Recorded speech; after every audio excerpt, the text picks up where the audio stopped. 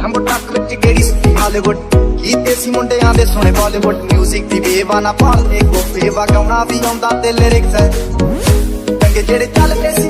ਕਿਸੇ ਤੋਂ ਨਾ ਢਲਦੇ ਸੀ ਉਹਨਾਂ ਦਾ ਬਣਾਉਂਦੇ ਆ ਕਲਾਮ ਮੁੰਡੇ ਬਰਾਉਨ ਮੁੰਡੇ ਉਹ ਦੇਸੀ ਜੇ ਗੀਤਾ ਟਰੈਪ ਦੀ ਬੀਟਾ ਸਿਰ ਕੱਟ ਕੱਟ ਕੇ ਸਪੀਕਰਾਂ 'ਚ ਵੱਜਦੇ ਬਰਾਉਨ ਮੁੰਡੇ